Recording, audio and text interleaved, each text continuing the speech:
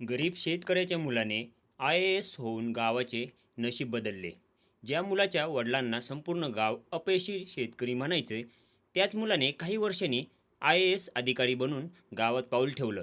आणि पहिल्याच दिवशी त्याने असा निर्णय घेतला की गावातील सर्वात श्रीमंत माणूसही रडू लागला. विदर्भातील एका छोट्याशा गावात गणू नावाचा गरीब शेतकरी राहत होता. 2 एकर कोरडवाहू जमीन, सतत कर्ज आणि घरात पत्नी व 10 वर्षाचा मुलगा ओमकार. दरवर्षी पाऊस दगा द्यायचा, पिकं जळायची, सावकाराचं व्याज मात्र वाढतच राहायचं. एके दिवशी सावकार सगळ्यांसमोर ओरडला, तुझ्या बापानं कर्ज फेडलं नाही, आता तू जमीन सोड. हे सगळं ओमकार शांतपणे पाहत होता. दुसऱ्या दिवशी शाळेत शिक्षकांनी विचारलं, मोठा होऊन काय बनणार?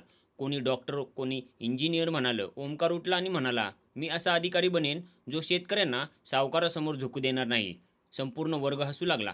त्या रात्री गणूने मुलाला अभ्यासासाठी नवीन पुस्तक घेऊन देण्याऐवजी स्वतःच शेवटचं सोन्याचं मंगळसूत्र विकायला पत्नीला सांगितलं.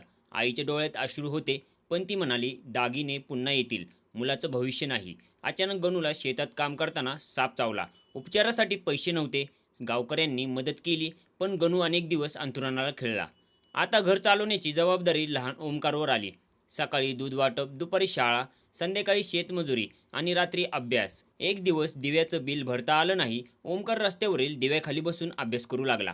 जिल्हा स्तरावरील परीक्षेत तो पहिला आला. पण शहरात पुढे शिकण्यासाठी फी नव्हती. तो शिक्षण सोडणार तितक्यात त्याच्या शाळेतील एका जुन्या शिक्षकाने स्वतःच्या पगारातून त्याची फी भरली. शहरात गेल्यावर त्याची चेष्टा झाली.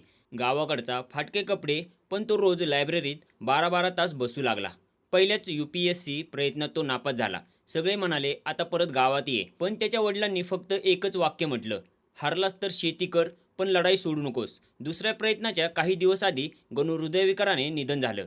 अंत्यसंस्कारानंतर ओमकारने वडिलांची माती हातात घेतली आणि शपथ घेतली, तुमचं स्वप्न पूर्ण करणार. निकाल लागला. ओमकार IAS झाला. पण तो कुठल्याही मोठ्या शहरात जाण्याऐवजी पहिली पोस्टिंग आपल्या जिल्ह्यातच मागितली. काही महिन्यांनी IAS अधिकारी म्हणून तो आपल्या गावात आला. संपूर्ण गाव स्वागतासाठी उभं होतं. तो थेट सावकाराच्या घरासमोर गेला. सगळ्यांना वाटलं, आज तो बदला घेणार. पण त्याने सावकाराला अटक केली नाही. त्याऐवजी संपूर्ण गावासाठी सरकारी कर्जमाफी शिबिर, सिंचन योजना, पाणीसाठा, शेततळे, नवीन रस्ते, शाळा, डिजिटल लायब्ररी आणि शेतकरी उत्पादक कंपनी सुरू केली. सावकाराचा व्यवसाय आपोआप बंद पडला. गावकऱ्यांना पहिल्यांदाच योग्य किमतीत पीक विकता आलं. काही वर्षात तेच गाव जिल्ह्यातील आदर्श गाव ठरलं. ओमकार आपल्या वडिलांच्या समाधीजवळ गेला. त्याने IAS ची टोपी समाधीवर ठेवली. हळू आवाजात म्हणाला, बाबा, तुम्ही कर्जात हरलात नाहीत. तुमच्या संघर्षाने हजारो शेतकरी जिंकले. त्याच्या आईच्या डोळ्यात आनंदाश्रू होते. संपूर्ण गाव शांत उभं होतं. त्या दिवशी गावात कोणाच्याही डोळ्यात लाज नव्हती, फक्त अभिमान होता.